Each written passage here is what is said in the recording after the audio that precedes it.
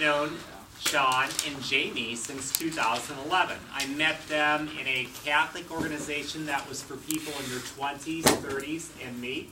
And I just have to say that I find them to be very, very inspiring people. And as far as I'm concerned, like if asked in life, would you rather have $5 million, or would you rather be happily married, or would you rather be both, then I think most people would probably choose the last item on the list. 87% of all millionaires in this country, according to all kinds of sources, have a very supportive spouse, which just means that they love and trust each other and they help each other with their goals, dreams, and ambitions. That's a whopping stat. 87% of self-made millionaires in this country have a very supportive spouse. So in terms of happiness and money, this is why I bring in my good friends Jamie and Sean to speak for us. Thank you. Sorry, it's a little. That's right. Collectively, we're going to. Can I mess with these lights? Let me turn them off. That'll be all right. You got it. My wife Jamie is going to show just some pictures. We'll spend a few minutes kind of explaining who we are. It's not really important, but maybe it'll help you guys. I don't know if you just get to know us a little bit here at the beginning of this. That's Claire. She's 14 months old yesterday. We'll probably let her crawl around, so watch your bags. If I train her well, she'll take some money out of your purses. So if you're missing $5 later, don't worry about it. We've got it. Somebody got $5 here. Dominic, did I hear you say, is that his name, Dominic? I owe Dominic $5. So what was the guess and what was the answer? Because I'm curious too. Like if the second most important thing is who you marry, that's the second most decision. What did you guess the first important decision is? I didn't guess anything. I just asked the question. You said, okay. So what did he tell you? Did you answer? I didn't really read the email. You just took the $5. That's it. Okay, well, You're going down to $4.99. does anyone have a guess? I mean, again, I don't know what the right answer is. I'm just kind of curious too. Like, what would be, if who you marry is an important decision? Like, what's the ultimate decision? What's the most important decision you can make in your life?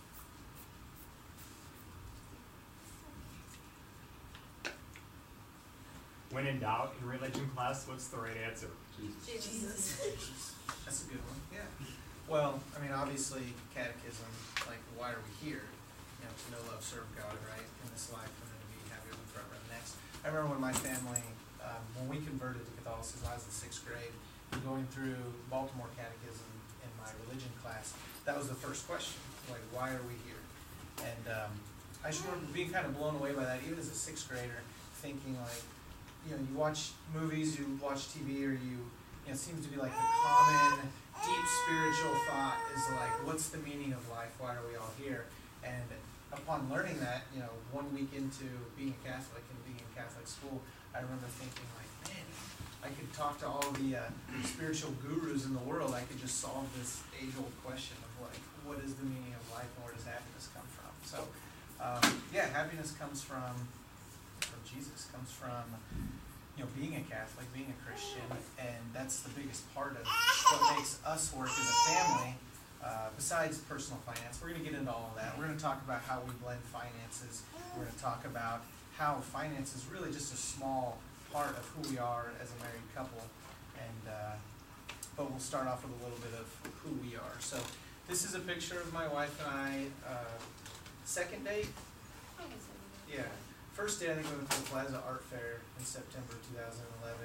This was maybe a few weeks later. We went up to Weston, Missouri. If anyone's ever been up to Weston, to O'Malley's, the Irish pub up there. So this is very early in our kind of dating, our courtship. So Jamie had just finished nursing school the year before. I had finished chiropractic school a couple years before. I lived in Lawrence and worked as a chiropractor for 2 years, and then got a new job in Kansas City. So I've been living in Kansas City for about a month, and Jamie had been back from nursing school and working for a while. We both individually found this group called City on a Hill, which is a young adult Catholic group for people in their 20s and 30s. Provides us with opportunities to play co-ed sports, to join men's groups and women's small groups, to do social events, just to kind of grow in brotherhood with other young men, but then also to get to know other young men and women in the Kansas City area as you get older, and maybe even right now, you realize in your life that having things in common with your friends is really what is at the source of good, strong friendships. As you get older and as you get to college and beyond, you kind of get out into the world. No one's necessarily probably sheltered in this room, but you're more sheltered now than you will be when you really get out into the world. Because right now you have like the walls of St. James, you even have the walls of your own home in Kansas City. You get out into the world and you see what the world has to offer, and a lot of it is good and exciting, and a lot of it is not so good. And so to have something in Kansas City where you can get to hang out and spend time with other young adults who you know share your love for Jesus Christ and for the faith is very important. So we're blessed to have that, and that's kind of how we met. We met at a Catholic young adult camp out Labor Day weekend, and so here we are maybe a month and a half, 2 months later, when we started to kind of hang out together. So This picture is to demonstrate Sean's talents, because he made that jacket for an ugly sweater party, and it lights up. yes, so if you go to an ugly sweater party and you're looking for an idea, this is not original, I copied it from a friend. Go to Goodwill, get a blazer for like $1.50, and then buy a couple of LED battery-powered light packets.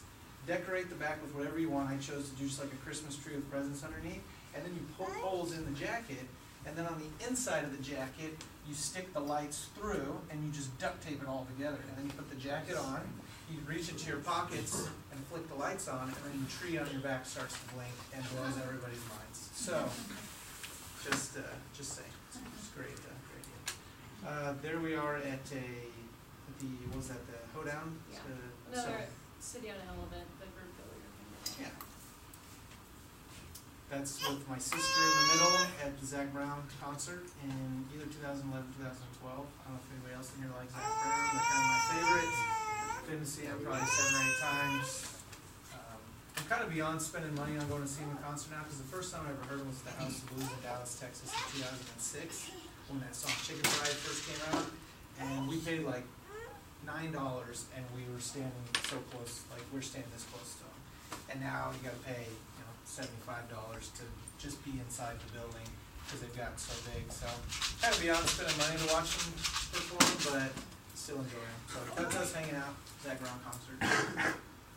That is down south of Austin, Texas, New Braunfels, the Guadalupe River, my favorite place on earth. We just went out there and did some camping with some friends of mine from Texas. So that was probably one of our first summers together. There's the Zach Brown shirt. That is the proposal. So 2 years after we met at Nature's Call in 2011, in 2013, we went and had a little picnic. We went back to the same camp out event, and just a very basic proposal. But I don't know. I mean, It was more than basic. It was pretty awesome. well, thanks. But yeah. So I said yeah. she said, "Well, I guess you're all right." One of our engagement pictures at Union Station. So again, that's us in front of our house after the day we closed on the house. So we live over in Waldo. If you guys are familiar with the Kansas City, Missouri area, I know it's like forever away from here over in St. James, but that's our house. Sean had to live there by himself before we got married. Yeah, for a month and a half. So 3-bedroom, 2.5-bath house, just me, not a lot of furniture, creepy house noises, 1, Sean's imagination, 0. It's just laying there in bed, like, what is that? What are those noises? So, but yeah, after we got married, Jamie moved in, which is weird because after we got married, the day after we got married, or 2 days later, we went for our honeymoon in Florida, and we had the option of doing like a week or 2 weeks, and I was just, how about just a week? Because I was so excited to just get back and live in our house together and start our life together. And so, if you can imagine like being on the beautiful beaches in Florida with your new bride, but you're like, I want to leave this amazing 11th-story condo to go back to Missouri to our basic house. But that's what I wanted to do. I just wanted to, leave the honeymoon after a few days and just get home. So, but anyway, we enjoy our house and it's home for us. So. that's my dad and Jamie and myself at the Rangers-Royals game. I grew up in Texas, so I'm a big Rangers fan, sorry, but, anyway, anytime the Rangers come to town, which is usually at least once, sometimes twice a year, we always go to at least 2, if not all 3 of the games. Enjoy baseball. Some friends of ours at their engagement party, or? No, that's when we went to that music festival in Okay. Barnett. It was like right before we got married. Yeah, so 2 of our friends, Doug Heenick and his wife Mary T, they're pregnant, expecting their first. This is before they were married, and these are our friends, the Yeagers, who are married. Out in Garnett, they have corn stock every year, little country music and small town festival, so we enjoy those kinds of things. So that was a couple years ago, hanging out with them. Our wedding day out in front of St. Therese Church up in Parkville, that's Jamie's parish where she grew up as a little girl, and she sang there as a cantor and helped out with Life Team. So that's our honeymoon in Florida. A little bit of sunburn, a little bit of that going on, but this was one of our last nights there. Just a beautiful little oceanside restaurant and bar, so we stopped in there and had a couple drinks and just enjoyed one of our last nights in Florida.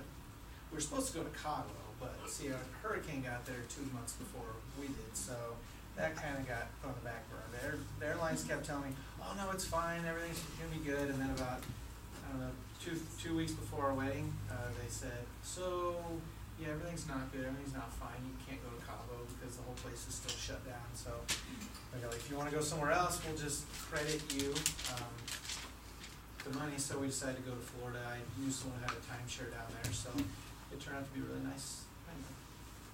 Just kind of winged it. And then there's us at a friend's wedding, 2 of our very good friends, and Jamie and myself on the end. Claire was there. Claire was there. She's right there in case you recognize her. A couple more friends. They live out in St. Mary's, which is my hometown. They live out in the country. This is Jeffrey's Energy Center, way in the background.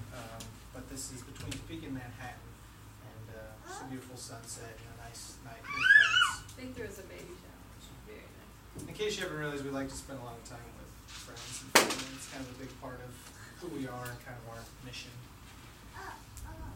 There's that day, July 25th of 2015. So 14 months and a day ago. There's Claire. She's grown a little bit since then. She's getting pretty close to walking. She hasn't really. Jamie swears the other day she took a couple steps. But I don't believe it because I was at home, or I was at work, not at home. So there's us leaving the hospital. An exhausting, couple days, but of course Jamie did all the work. But it was amazing experience. Claire's baptism. Jamie's brother Chris, who has since got a haircut, thank goodness. Jamie's best friend Alex, who was her maid of honor. They're the godparents, and Father Lockwood, who's the pastor over at Christ the King. This is Halloween last year. My wife was all stressed out because we're going to a costume party of some friends of ours. Like, what are we going to wear? And I don't dress up much. I don't, it's not that I don't do Halloween. Well, okay. Maybe that's not true. I don't like to put a lot of effort into it. The easiest Halloween costumes in my mind are like a nerd. I'll just wear whatever clothes I have. I'll just pull my pants up higher and find some glasses and put tape on them. I don't know. Or something like that. So one night in bed, I just had this idea. I go, I have a great costume idea that'll be awesome. It won't cost us any money, and best part of all, Jamie didn't have to even dress up. So I said, I've got a yard bag in the garage for raking leaves. I'm gonna turn it inside out, and I'm gonna decorate it. So I wrote Chips on the front and on the back. I wish we had a picture, but the Chipotle logo, right there, is amazing. Pretty good ingredient. So I did that, and then we wrapped Claire in tinfoil.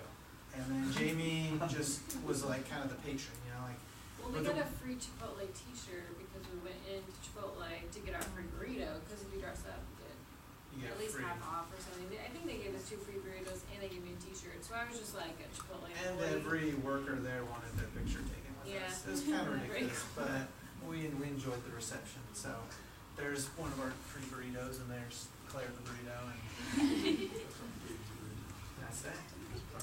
Christmas, Claire's first Christmas, again up at St. Teresa in Parkville, their nativity scene and all that. And then this was us in Los Angeles recently to visit Jamie's brother who lives out there. And so Claire's first visit to the Pacific Ocean. Claire's mom and dad, maybe you recognize Jim Manan if was he already here? Coming up. Okay, so coming up you'll have a tall, white-haired guy who's going to tell you all about how you should be an engineer and math and science rule, and poetry and writing and all that is, and arts is ridiculous. I'm just a little exaggerating, but just a little. But Jim is a whiz when it comes to money. He'll be here to talk to you guys at some point too. So that's Jamie's dad and her mom, Kathy. This is Father's Day weekend this year. I wanted to go to St. Louis because the Rangers were playing the Cardinals. So that's Busch Stadium in the background. Claire's first baseball game. That's Claire's birthday, and that was Claire's birthday cake before she got her face on it. So she enjoyed it.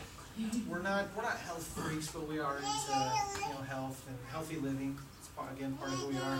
So Claire doesn't eat a lot of processed food or high sugar food. And Jamie's friend Brielle, who's now a Kansas City police officer, used to be a baker, and she made this amazing chocolate cake that was gluten-free, dairy-free, but it was like honey, amazing, delicious cake. All these other kids who were there at the birthday party who just eat whatever, they don't eat healthy all the time.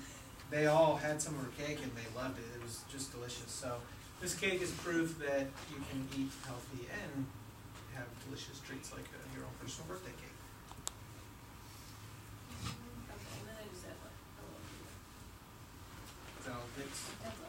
Okay, good. So again, that's who we are. We're a family. Our mission really is to, number one, get to heaven. Right? We have a mission statement. Jamie will cover it in a little bit, but basically our mission statement as a family is, desiring heaven as our ultimate goal. We're a Catholic family, and we're committed to daily prayer, healthy, intentional living, and serving others. Right? So whatever we do as a family, it has to fit into our mission statement. We both, as single people and even as a married couple, we found ourselves sort of overcommitting, saying yes. Someone would say, Mr. Webker might say, can you come and speak to my class? Well, once we developed our own personal mission statement as a family, anything that doesn't fall in that mission statement, we don't do. That way we don't overextend ourselves. If someone says, hey, can you come and speak to my personal finance class? We say, well, can we go do it as a family? Yeah, we can. Actually, that's kind of why we want you, Sean, Jamie, and Claire, because of that unique perspective you bring to personal finance. Okay, so we do it as a family. Will we be serving others? Yeah, we'll hopefully be imparting some wisdom to you guys and girls this morning or this afternoon. Will it help bring us closer to Jesus? Well, I hope so. Just in the fact that it's service. And, again, it's just who we are. So the fact that fits in our mission statement, we're all about it. Personal finance, or just finance in general, is very important. Like Mr. Webker said, 87% of people who are millionaires have a supportive spouse. Is that our goal in life, to be millionaires? No, but if we have the choice of being millionaires or not millionaires, and nothing else has to change, okay, we'll be millionaires. If anyone's got $1 million they want me to hold on to it for them, I'm happy to. Just saying. But it's not all of who we are, but it's very important because a lot of financial gurus out there will say money fights are one of the number one causes of divorce. They're one of the number one causes of marital strife or marital distress. And so we don't want that to be us. When you go through marriage preparation, they cover a lot of grounds, making sure that you're right for each other or whatever. And you see eye to eye on certain things like faith and finance even is one of them. They don't really get a lot into the finance, but my wife would talk a little bit about this here in a second, but thanks to Mr. Webker, he got us involved in this kind of financial class before we were even married. And so in going through his class with him, we kind of saw how, wow, if we didn't already have this conversation before we got married about how to manage finances and to make sure we're kind of on the same page when it comes to finances, I can see how it would have been a really big struggle and potential for fighting and kind of discord. So anyway, my wife Jamie is going to talk a little bit more about the financial side of our relationship. So obviously when two people get married, you're like blending two ideas that may be really different or maybe kind of the same. You have to bring two different sides of an issue to the table. And as Sean said, finance is a huge part of marriage, and people are gonna have different ideas about money depending on how they grew up, what kind of culture they live in, and what their goals are for the future. And while we had different upbringings related to money, we were able to find some common ground. Our upbringings are different. You'll hear from my dad, and you'll get kind of an idea of how I grew up, which is, I mean, my parents are in a good place now. I had no idea about that growing up because he was so disciplined with our budget, and I only wore discount clothes, and we went to some nice places for vacation and stuff like that, but we didn't have flashy cars, and I don't know, I had no idea if we had money or not. And I hope that's how we can raise Claire too, whether we're very wealthy or not. I'd like to raise her the same way. But my dad did teach me about money growing up. He taught me the power of investing. He opened me up a Roth IRA for me. He talked to me about not accumulating debt, stuff like that. Whereas Sean's upbringing was a little different. His parents divorced when he was little. His mom was single a lot of the time that he was being raised. She was working more than one job, putting all 4 of her kids through a really great Catholic school. Just a lot of sacrifices, but there wasn't a lot of extra to go around. So he didn't get that education about how to invest and how to save for college and stuff like that. And so, but he was good at keeping a budget before we met, and that's something I never did because that took a lot of discipline. That's something that I had to learn. But we did take this Financial Peace University class with Dave Ramsey. I'm sure you've heard his name a couple of times from our good friend Mr. Whitaker. And we learned a ton. We were just dating, but of course, we were dating intentionally. So I had it in the back of my mind, I might marry this guy, and what's he gonna be like as a provider, as a financial partner, stuff like that. So we learned we had a few things in common. One was that we were interested in giving up our money. Not giving all of it away, but giving at least 10%, which is a tithe. And we were very passionate about being able to be generous, and that we could be generous no matter what state we were in life, whether we were doing really well or having a rough time, that we should still be focused on being generous. And we also had in common a hatred for debt. We didn't want to have debt and right now we have student loans and we have our house, but we're committed to to paying those things off as quickly as we can, but also we're about to buy a new car, and whereas it would be nice to get a really cool $50,000 car and make monthly payments, we're not at all interested in having a monthly payment. It just seems like a chain to wear. We're also not interested in buying a car that mom drive off the lot loses several $1,000s of value. But that's another story. Yeah, same thing. Used cars, all the way. Used car, pay in cash. We can do that because we have an emergency fund, a savings fund, and it's not a big deal. It's not going to wipe us out, and we're not going to have a monthly thing hanging over our heads. So things like that we had in common, which is a good place to start. But even so, it does take some maintenance. We have to check in with each other. We make a budget that we're going to show you later. We have things that we agree upon, like the car thing, or if either of us want to make a big purchase, we run it by each other. Even if either of us wants to make a big charitable donation, we still run it by each other. Does this pro-life organization, are they worthy of our money, or should we give it more towards this organization over here? So it still takes some talking, some agreement, and which is easy because we do it constantly. It's not like a end of the month bills are due, oh my gosh, we need a plan, what are we going to do? We already had a plan, we're sticking to a plan. But another thing we have in common as our philosophies go is the idea that money doesn't really belong to us, that even if we earn the money, our talents and our skills are given to us by God, so that's, the money comes from God, and we're really just taking care of it. It's this idea of stewardship. I'm sure being in a Catholic high school, you hear the word stewardship all the time, and it may mean different things to you, but we're basically taking care of God's money and doing with it whatever brings Him glory, rather than what brings us comfort and immediate happiness. Because as we're going to touch on later, we've learned that things that make you happy immediately and things that make you comfortable are not things that are going to provide a lasting joy and the kind of life we want to provide for Claire, and the ways we want to inspire other people to live out their faith we're not gonna do that by having a beautiful, luxurious, comfortable house and car and stuff like that. We're more interested in taking care of ourselves and our state in life in the proper way. We look presentable when we go to work, and we have things in our home that we enjoy, but it's all proper to what makes sense as far as us being children of God and taking care of the money that God has blessed us with. There's definitely nothing wrong with having a nice house or a nice car. Some of you guys might have nice cars. Maybe happy 16th birthday, mom and dad bought you a really nice car. There's nothing wrong with that. If you want to give me a ride or let me drive around, like, let's do it. I love to drive around. For us, we do have kind of fixed income. So I'm sure you've heard this analogy before, but it's like the brick analogy, where you can do one of two things with a brick. You can either throw it through a window, vandalize property, or you can use it to build a shelter. You can use it to build a mission or a hospital, right? So it's not the brick that's bad. So in that analogy, money is the brick, right? There's nothing wrong with money. Like, money is the root of all evil. Money is the root of all life's problems. It's not really true. A lot of people who are incredibly rich are doing amazing things for the world, and God bless them for it. But, so there's nothing wrong with having enough money.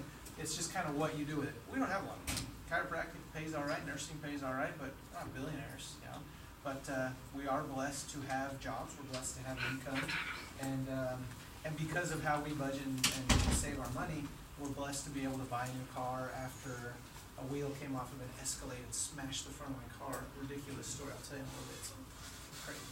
But we can't go out and spend cash on a $50,000 car. We can go out and spend cash on maybe a $10,000, $15,000 car.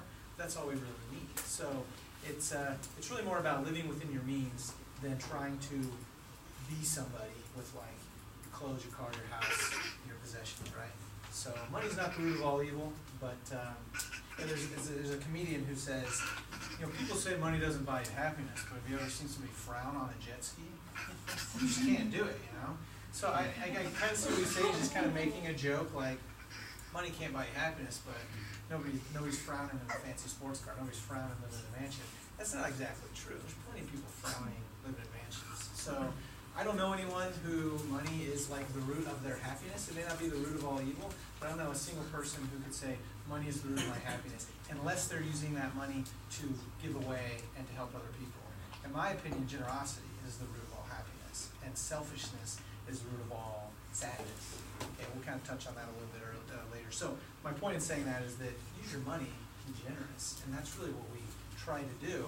But we have to be prudent as well. We can't just give everything away. What's Claire going to eat? She doesn't wear any clothes. Like, she doesn't have any diapers. She's just making a mess everywhere she goes. Well, sorry, we gave her diaper money to charity because we're that generous. Like, that's imprudent. God wouldn't recommend that. He'd in fact probably punish us for that. Like, your daughter has no personal hygiene because you gave all her diaper money to charity. So, however, she does usually wear clothes at noon. Oh, that's right. But I insisted that my wife would leave her in this little onesie because I think it's really cute. My wife wanted to change her before we came in, but I said, pants on. yeah. But plus, I mean, if I could wear a onesie all day long and it was societally acceptable, I would totally do it. So if I could just go to work in my pajamas and come here in my pajamas, I would do it. So. It's basically what I do. I'm a nurse, so I wear scrubs and kind of like pajamas. So if you're interested in wearing pajamas for your job, go into nursing or medicine. And the only other thing I was going to say to wrap up that little section is I've noticed that, we work on our budget throughout the month, meaning that we track our expenses and we think, oh, there's a birthday present coming up this month that we should plan for, stuff like that. So sometimes I'll have my spreadsheet open at work, and in my free time I'm typing in little things. And so many people comment on it, and this girl that I work with who is engaged and doesn't seem like a great idea for a lot of reasons, but she's like, so your husband does that budget too? And I said, yeah, I mean, it was his idea, my idea, we share it. Sometimes he gets a little more intense about it than I do, and vice versa. And she's like, I wish my boyfriend, fiance, whatever, would do something like that. He just spends, and at the end of the month, he runs out of money, and then he's just stressed out, and then I'm like, really, you want to marry this guy? I don't know, I feel like a lot of people live their lives that way, I'm sure you're hearing about this in class, and you've already resolved to not be like this, but to just be constantly in a state of emergency because you don't know where your money goes, and then, or to be on the flip side and you want to marry that person, I'm sorry, but that's not a good idea. And so, just something I'm really grateful for, and it's almost like a way to witness to people like, yeah, you can be organized and doesn't take that much effort. Speaking of the budget, I will pull that. We are creatures of habit, right? So before we got married, I had my way of managing money, Jamie had her way of managing money. That financial peace class that we took, even though we were still just dating, kind of helped us see a little more eye to eye on some things. But you know, it's hard to change. You know, again, we're all creatures of habit. When I was before this class, I went to use the restroom. I was washing my hands, and I probably stood there for 10 seconds with my hand underneath the thing, waiting for soap to come out. Because I'm so used to like automatic soap dispensers, and then I'm like reading push. What does that mean? Like, oh, seriously, it took me like 10 seconds of exaggeration, but at least 3 or 5 seconds. And I'm just standing there because I don't know the last time I had to push to get soap out of my hands.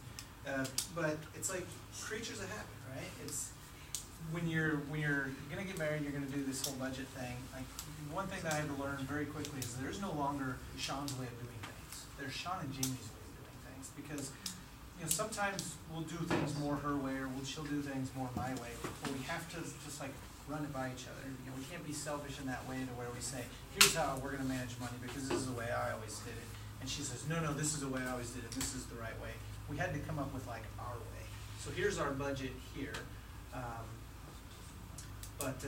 Yeah, so different categories. We've got like our income, and then we've got the money that we've like projected to spend that month. So we just do our best. A lot of these are constant. You know, we'll give a number, say like $220 for gas. Like we just estimate gas price. Like we usually spend about that much on gas. But if we know that we're driving to Larned, Kansas, which is past southwest of Salina, which we're there this weekend, we know we're going to spend about an extra $70 this month on gas. So we don't spend tons and tons of time on this. We just make sure that any big expenses that we might have for the month of October coming up, we have an October projected budget ready to go, and then when we actually spend, we record here. And so month to month we can keep track of, boy, are we really grossly underestimating how much money we spend in gas every month, or whatever else.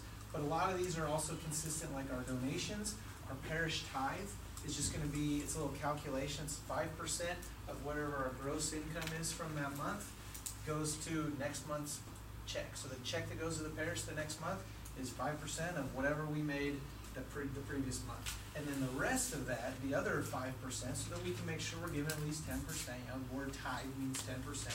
The actual stance of the Catholic Church is not you must give this much money, so that would be extortion. But they say give comfortably, right? You should give. You should give to your church. The lights don't just come on by magic. You know, it takes money to run a parish. It takes money to run a school. You guys sure pay tuition and tithe to wherever your parents tithe to, but we want to make sure that we are giving comfortably. So again, we've been blessed to, through some effort and then kind of balancing our budget, we are able to give a good amount of money to several different things. We give to Dynamic Catholic, Matthew Kelly's group. We give to Life Team. You know, Jamie especially has a big heart for, you know, kind of youth groups and youth education. A Simple House, certain pro-life areas, Focus Missionaries, and St. Paul's Outreach, two different types of groups that do like campus ministry for college-age kids and some other amazing things. And then this School of Love, which is a really amazing ministry that a married couple does for people who are married or engaged. So it's something that we partake in and something that we like to give a little bit of money to every month. And then just other things like how much I'm paying in my chiropractic student loans every month, or you know, we take a date night every month, and so we budget for that. Something that Dave Ramsey says is there's going to be a nerd and there's going to be a free spirit. And I always thought like I was going to be the free spirit, Jamie's going to be the nerd, because I love Excel. She loves Excel. She loves Excel. And I grew up very free-spirited with money. Like Jamie said, we kind of lived paycheck to paycheck. My mom worked a lot of jobs. We lived in a trailer. You know, a lot of things where it was just like, oh gosh, I hope that the lights come on this month, you know. But we were happy. We felt blessed. We didn't take vacations or anything. We get our tax return check and we would go bowling at the K-State Student Union because it was $1 a game, and then we'd go out to like Gold Corral or something and just like feast on buffet, like dessert buffet. But you know, it was fun. We enjoyed it, but it was different. You know, Jamie grew up. They had a lot more money, but they didn't just go below it. Like she said, her dad was very smart in how he invested it. So now her dad and her mom are very comfortable in retirement because he's very responsible with his money. Whether or not we had money to actually be responsible with when I was a kid, and we just weren't responsible, I don't know. But I thought I was going to be very free-spirited just given my upbringing, but I found that for me it really makes me feel good. It's very important if the numbers add up at the end of the month. You know, if our bank statement says one thing but our budget says something different, usually we've missed something, and our bank statement is actually, you know, better off than what our budget says. If it was the other way around, if like our bank statement was like, oh, you don't have an extra $1,000, it's gone, but our budget didn't show it, I'd probably pull what little hair I had out of my beard. Yeah, it usually matches up pretty good, but for me, it's important that the numbers match up. So I think I've become a little bit more of a nerd in that regard. But another thing we have on here, just because when people are surprised by financial things, it's kind of lame, because really, like, you can't predict when accidents happen. But if it's like, oh my gosh, it's been 6 months and I have to pay my car insurance premium, that's $600, like, where do I get that money? Well, right there, it says our premium is due June 2016, so it's just like a rolling thing we keep track of. Granted, maybe not everybody needs to do that, but it's like, we're not surprised. Like, Chuck pays malpractice insurance for his practice yearly, and that's a chunk of change, but we always know it's coming. We're like, all right, things are gonna be a little tighter this month because we're paying for that, but next month we'll make money and it'll be fine. Right? Not proposing this is like the ideal way to do anything, but this is how we make heads and tails about our finances. I mean, there's a lot that's going on here. If we just said, here's what we made, and we'll put it in the bank, or we'll just keep it in cash form, and everywhere we go, we'll just pull money out of our wallet and just pay cash, and we don't really have a plan on where we're going to spend. You know, what's the saying? Like, if you fail to plan, then Failing the plan is planning to fail. Something like that. So if you don't, you gotta have a plan. You gotta have a plan of life. You gotta have a plan. Like if you're some of you are gonna go to college, maybe most of you, maybe all of you. I don't know. But if you don't really think about it until like the time comes, like, where am I gonna go to college? I don't know. I never really thought about it. It's probably gonna work out pretty well for you. But so don't commit. But that's our budget. Okay. But finance is just one small part of what we are about. It's just, again, it's an important part, because if we didn't see eye to eye on it, it could be the source of some pretty serious fights. Nobody likes to be under stress. And if you've got expenses, but you don't have the money to pay for those expenses, that's going to be really stressful. So really all this does is it keeps us from being in that situation where, holy cow, I was driving home, true story, driving home, and a front tire came off of the Cadillac Escalade. I was on Shawnee Mission Parkway. And out of nowhere, it's like 11 o'clock at night, I was coming home from a softball game, and out of nowhere, I just hear this boom, and my side airbags go off, and I'm just like, what just happened? I slam on my brakes, and like looking around, it's pitch black out here, there's nobody around me. I'm like, what just happened? Did somebody rear-end me? Why are my side airbags coming out? And so I let off my brake, and my car's rolling, and then I see this tire go rolling down the road. And I'm like, well, it can't be my tire because my car is currently rolling, so I obviously have all four. And I look up to the left, and at the top of this hill, on kind of the bottom of this one hill, I see this huge white Cadillac Escalade with 3 tires, and the front left tire is missing. And I'm thinking to myself, like, this car just lost its wheel, came down this hill, and just smoked the front of my car. So I pull off, and I get out of my car, and it's just radiator fluid all the way from my car down Shawnee Mission Parkway. And this guy gets out, he's like, oh my gosh, I'm so sorry. And I'm like, I'm all right, are you okay? Everything all right? Like, what in the world just happened?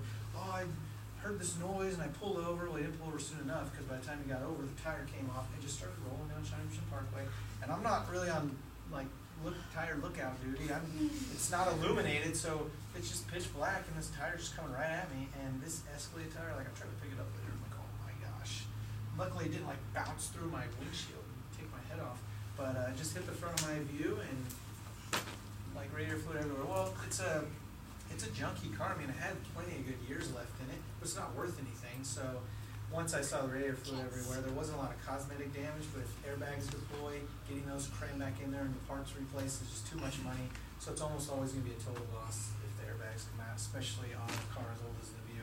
So anyway, that could be very stressful. Like, what are we gonna do for a new car? Well, thankfully, we've been prudent enough in a couple of years that we've been married to put money away, that we've got money set aside where we can go buy a car. If we didn't manage our finances very well, then that could be very stressful.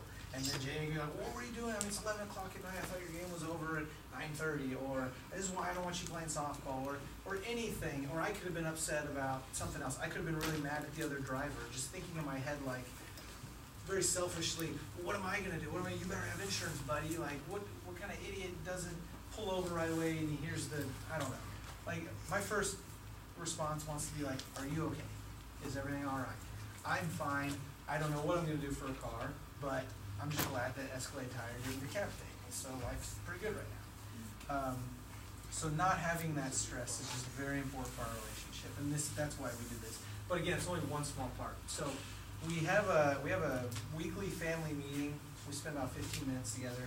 I know Mr. Webker put some questions out there, and we'll get to those. And one of the questions was like, some people will say that they spend 10 minutes a week together. Well, in me saying we spend 15 minutes a week together, kind of discussing family business, it could seem as though, wow, that's it, and you guys just do 15 minutes. Well, we try to live every day. You know, we were praying a rosary on the way over here, mostly to talk doesn't suck, but you know, also because when we're in the car together, we like to pray our daily rosary as a family. We say a prayer night, or together every night before we go to sleep. We try to do a lot of things as a family. So spending 15 minutes on a Sunday afternoon doing our family meeting is not all the time we spend together as a family, but it is important to spend 15 intentional minutes going over these. So finance, again, is right down here, it's just one of the 10. These 5 are constant. There's prayer, communication, finance, service, and sacraments, okay? And we give ourselves a little bit of a grade, like an honest grade. Anywhere from we're doing great, we're doing above average, we're doing below average, or we're doing very poor when we step our game up.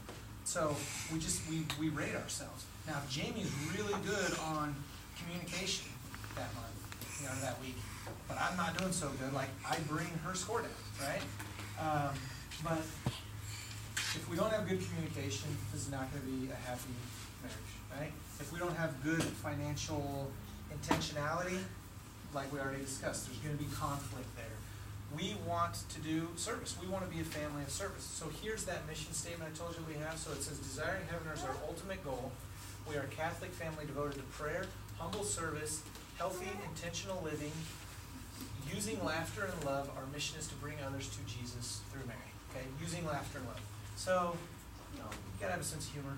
Okay, humility is important. Okay, prayer is paramount. Right? If you want to have a relationship with Jesus, you gotta talk to him. You gotta pray. So that's why prayer is on our list. Okay, how are we doing in prayer?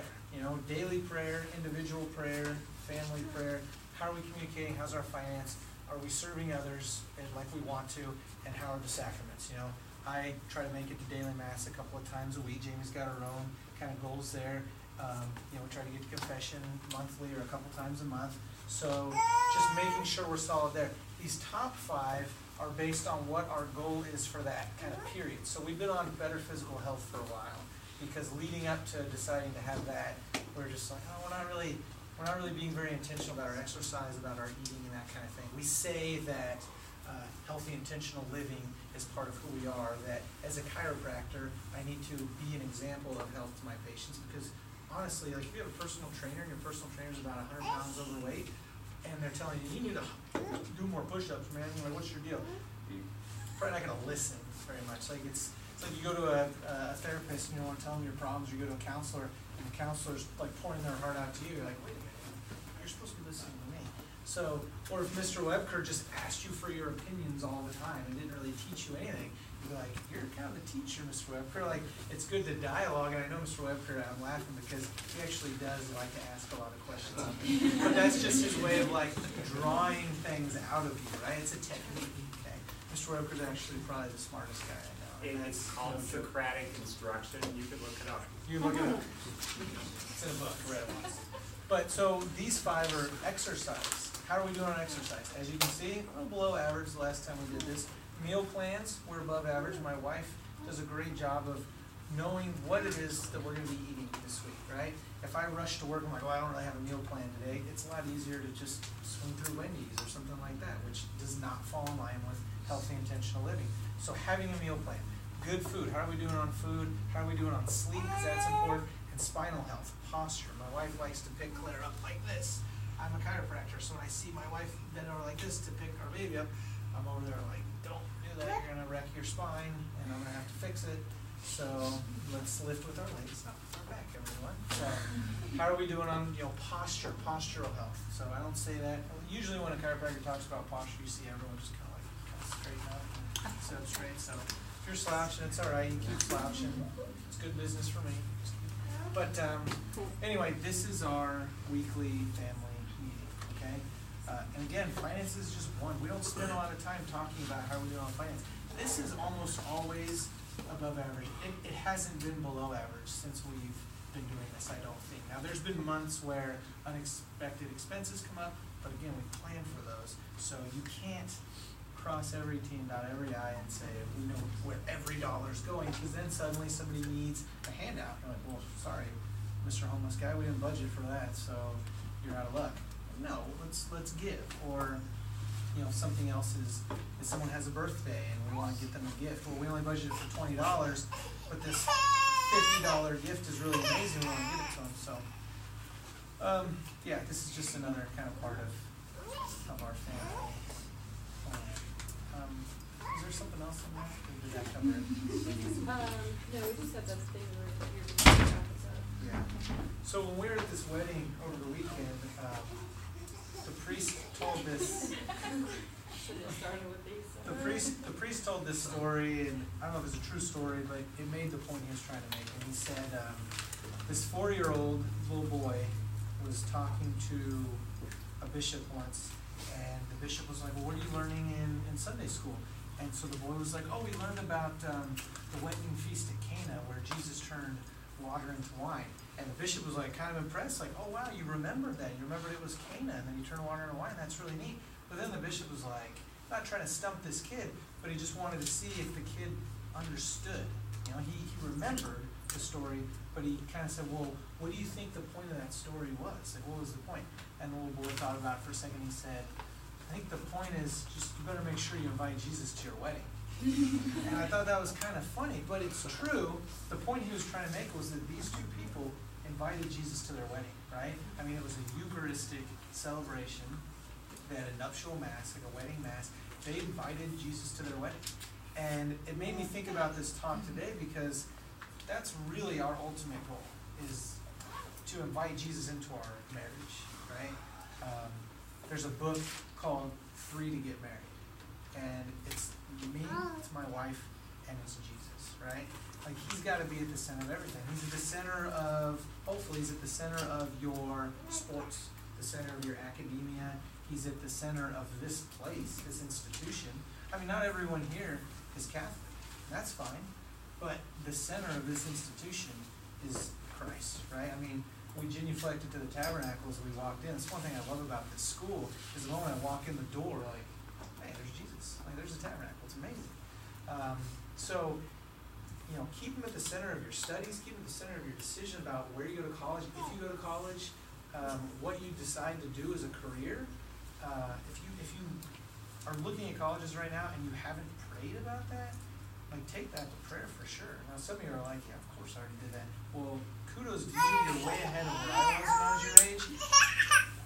I chose being a chiropractor. I chose chiropractic school. I chose, like, moving back to Lawrence. All these other things I chose, like, without really praying about it. And it worked out. I mean, thank God it worked out. He had a plan for me, even if I wasn't asking him his opinion. He's kind of still guiding me. But our goal is to have Christ at the center of our marriage.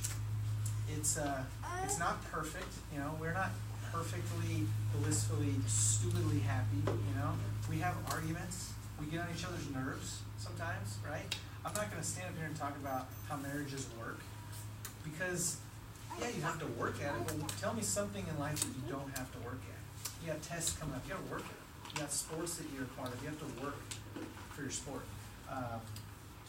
And it's not that, like, everything that is it causes happiness requires work necessarily, but like I said earlier, I feel like selfishness is at the root cause of people's unhappiness, right? If selfishness was at the source of our marriage, we would be fighting all the time. Because I want my way, she wants her way. A lot of times our ways don't see eye to eye because we're two different people. But if we put our selfishness aside and we seek to serve the other person, if all I'm trying to do in this marriage is serve my wife, and if all she's trying to do is serve me, then we're going to have a great, great, great marriage, right? I had a friend say... And if Claire grows up seeing that, it's going to influence absolutely so much about her life, about her choice of a spouse, if she's called to marriage. It's going to impact how she treats her friends, her family members. It's so important for kids to see that their parents have a loving relationship. Sure. I have a friend say, make marriage a generosity contest. Make your friendships a generosity contest. Make your life like one big contest of generosity. Like, can I serve my friend more than they serve me? I was talking to a patient before I came over this morning, and we were kind of talking about entitlement, selfishness, and whatever. And I told her, I think it sounds a little utopian or too good to be true, but if everyone on the planet was just more concerned with serving the needs of other people, then you'd have 6 billion other people whose prime focus was to look after you. You wouldn't have to be selfish because everyone else is working on being focused on you, and you're focusing on everybody else too. It's just kind of my, it's my own personal thought. Like, generosity, that's where it's at. So just be as generous as you can, make life a generosity contest. When it comes to marriage, someday if you feel called to it, try to pick somebody who, you see eye to eye on faith is really important. Seeing eye to eye on finance is also very important. But just be intentional in dating, right? Be intentional about who you spend your time with, and just be generous with your life and happiness and confidence. So I think there are some questions, or if anyone has any questions, I think we're done talking at you, but would like to dialogue a little bit if you have any specific questions. Yes, sir. So, like, with the money that at the end of, every month, or, whatever do you budget by, the month? So, whatever, money you gain after each month, do you take that money and invest it, or, what do you do with that? Oh, that's a great question. That's a good question. So we make sure we have, automatic things that go towards our retirement that we're saving for. Investments are a part of our budget. So one of the categories in our budget is money that goes to our individual Roths and 401ks. So it's already worked into our budget. And it's automatic, which helps. We each have a flat amount of money that goes into our individual Roth accounts, and those get invested. Sean has somebody manage his. I just kind of manage mine. And we each have retirement accounts provided by work that are matched, which is great. It's free money. And that's just a basic percentage of income, and that automatically gets deducted off the top of the check. If we have money left over, we've talked about if a big amount of money comes our way, like a tax return or a gift or something, that we may invest more of that, or we may pay more of that towards our mortgage, stuff like that. But our basic investment for our future is coming out every month, whether we try to do it or not.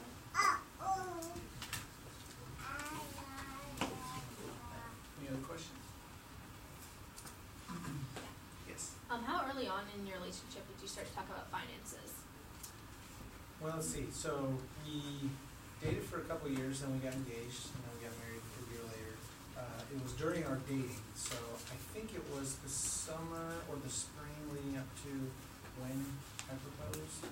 So it was probably a year and a half after we had already been dating. And again, at that point, we were dating intentionally, so we were still kind of figuring out God's plan for us as a couple. And we just had this opportunity to take this personal finance class. So we kind of took it independently, but in the back of our minds, knowing that we could very well end up married, and most likely that was going to be the case unless God had this different plan. But so it wasn't right away. And that's a good question, because now, having gone through that, let's say that we decided that God had called us to marry other people. but we'd already gone through this personal finance. If I were to have dated someone else after that, how soon would I have had a money conversation with them? I don't know, it's more my personality that I probably wouldn't have had like a specific direct conversation. It would have been just more kind of feeling that person out.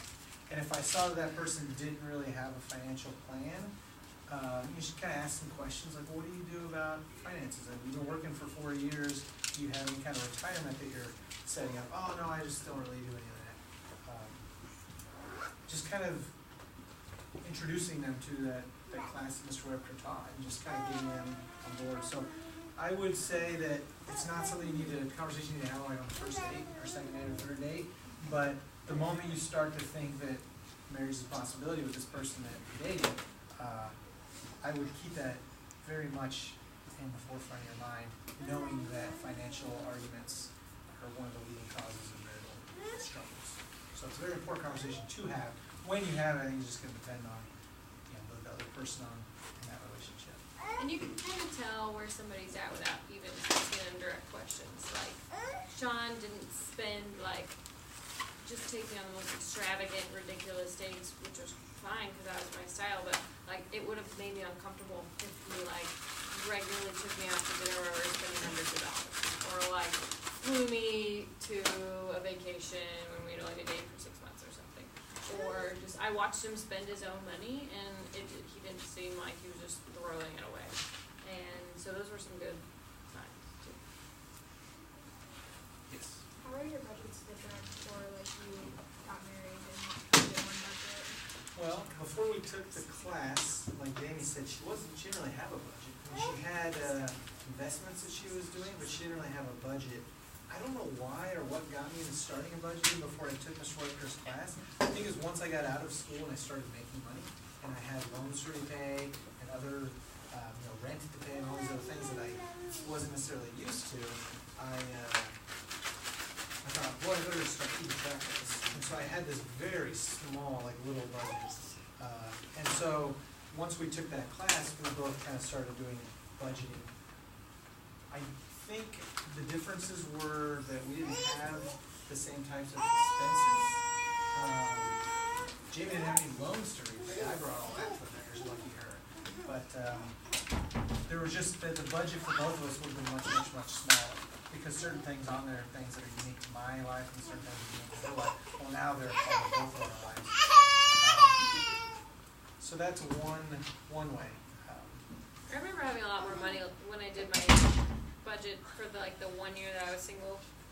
I remember having money left over at the end of the month. And now that I don't, I'm not saying that's a bad thing. It's that every dollar is more accounted for. Yeah, it's the immune system. But it used to be that I'd have $400 left that I didn't spend on anything, theoretically. But I would always spend it, so it wasn't really helpful. But now it's do we have tons of money left over at the end of the month? No, but we put money in our savings, we put money into our retirement. If somebody asked a question earlier, what if you have a lot extra money, you invest that money, what do you do with that money? It just goes into our savings. We could either invest it, we could probably pay off any debt would be the best thing to do, because that's just interest rates, and you're just kind of they're making money off of really doing nothing except that they loaned you money years and years ago. So if we could pay off our mortgage or my student loan debts faster, that would be one thing. What we don't do is just say, hey, great, we have an extra $500 at the end of this month. What do you want to go spend it on? We don't do that. We don't necessarily. Sometimes we do. Sometimes we might say, you know what, let's go spend a couple hundred of that, and we're going to go to this friend's wedding. Why don't we just stay at a nicer hotel, or why don't we go do something entertaining while we're there? And so sometimes we'll do that, but usually we'll just try to find another place to give it or to pay down any debt that we're paying. Do you recommend so say you have that money left over, do you recommend putting as much as possible into your student loans and kind of stuff like that? That's a good question. And does Bert come and talk to this class? Not yet. Okay, but he will. Maybe. Not this semester, Okay. doesn't seem like. So again, different schools of thought. So someone would say if the return rate on investing your money is 10%, and the interest rate that your mortgage or your student loans is charging 6%, then this guy's got lots of money. He's got a lot of properties, he's got all sorts of money saved up, but he's got like a long mortgage, and he pays the very minimum on his student loans. He doesn't care that his student loans are increasing by 6% every month, because the money he's putting into investments has like a 10-12% return. So he thinks it's more financially reasonable to do that. Now somebody like Dave Ramsey says, pay off debt immediately, like snowball your debt. If you have 4 credit cards, take the cheapest one and pay it off as soon as you can. And then whatever you're paying every month to that one, add it on to whatever you're paying on the other credit card and get that one paid off. And you just kind of snowball and tackle your debt that way. He would say, before you invest anything else or save anything else, pay your debt off. And this friend of ours, he would say, yeah, I get that, I'm not saying that that's wrong, and the majority of the population needs to hear that, because the majority of the population have a mentality of credit cards, free money, let's just go borrow, borrow, borrow, and they don't have the discipline to, say, invest and make a bigger return. So it depends on who you ask. I've at times tried to say, hey, we've got extra money this month, let's put it into our retirement. And my wife has to say, listen, I've done the math, what we're currently putting into our retirement every month is enough. By the time we retire, if we keep this up, which we hope to, make more money as we, get further into our careers and save more, we're gonna be fine by the time we retire, just based on what we're putting in right now. And maybe if we stop putting in what we have right now, she didn't laugh. I thought. Okay, she did. But we'd probably be okay with it if we stopped investing right now. So sometimes she'll say, like, well, we don't need to put it into investing necessarily. We can go do something nice with it, or we can do this, that, or the other. We do very much want to pay off my student loan debt as quickly as possible. But, it's also a lot of money, and so it's just kind of like, I don't even know what the right answer to that one is, because it's such a big amount. Like, to pay it off, it'd be tough. It really just kind of depends on who you ask. So some people would say invest if the return is greater than the penalty that you're paying on your debt. Other people would say just get the debt out from over you. I think if the debt's causing you stress, which in our case not really causes too much stress, but we're just being responsible and making headway and just kind of paying it off as soon as we can. But it will be nice that day when it's no longer there hovering over our head. That'll be a relief, and that's also a lot of money we can give elsewhere. Okay, so you're defaulting toward paying it off, rather rapidly right now. Kind of. We're not putting extra, because also being a healthcare provider, there's a loan forgiveness where after 25 years of paying like a minimum amount, it'll be forgiven. And I don't feel bad about that, because by the time 25 years passes, I'll have paid so much extra money in interest that it's not like I'm, taking advantage of the United States government or something for loaning me money. I'll have paid them back and then some. But rather than just paying so much that it's kind of stressful, it's like more money than we really have to just give to the government. It's on the plan where it's like 10% of our annual income, and I just pay every month, keeps them off my back, and after 25 years of not defaulting on payments, they say, thanks for all the extra money, and let's do it again sometime, and then we're out from underneath that. So that's kind of our plan right now, is I'm already 7 years into that, so 18 years from now, which is forever and a day, but we'll be out from underneath. Yes? What's like the main 5 categories like on your budget that like everybody should like have? I would say giving, donations. Giving, we have a donations one where it's like our church and other things like pro-life, missionary, just other things that we are passionate about, where we want to spend our money. But then also we have another category of gifts, like who's got a birthday this month, who's having a wedding, who's got an anniversary, who needs a present, So generosity, again, is going to be number 1 in our minds. So, gift. What else, Jamie? Retirement? Car, you can't avoid your car expenses, even though hopefully you won't have a car payment, but you've got gas, you have to set aside money for maintenance, insurance. Yeah. So I would say the definite expenses. Home, we have a category for home, which includes our mortgage payment, and then any supplies that we need if we have the roof's caving in. We got a budget for somebody to come over and put our roof back on, or just you always know that stuff falls apart. Homes need maintenance, just like a car, just like anything. So you gotta have food, you gotta have shelter, and preferably a car. Now, if we didn't have a car, that'd be okay. We could ride the bus. We could ride our bikes. We could walk, for crying out loud. We just be resolved to the fact that, yeah, we got family out of town. We'll visit them when they come to see us. They know that we don't have a car, you know. But you gotta have a roof over your head. You gotta have food in your stomach, really. So I would say food. I would say home. I would say giving, because you know God won't be outdone in generosity. We know if we give, we're gonna get more, and that's been true in 2 years we've been married and given. So if you're ever afraid that, well, I can't give because, you know, what if I don't get back? Like, you'll always get if you give. But again, be prudent. If you don't, you know, we're gonna give Claire Stark money again away to the homeless. We'll give what we can, but we need to make sure she's fed and clothed. So those are kind of some of the main categories. Everything else, like education, we have a category on education where I repay my loans, but also, like, if JD wants to buy some books, or if I have a men's group that I meet with, if we're buying books for that month's kind of topic, or if we want to go on a retreat or do something else, it's very important to our spiritual and intellectual growth, but at the same time, it's not important as feeding ourselves and feeding our baby. So those are kind of some of the main categories that we have, but it's going to be different for every person. Good questions. Any other last questions? Okay. Well, thank you guys for your attentiveness and great questions. We appreciate talking to you.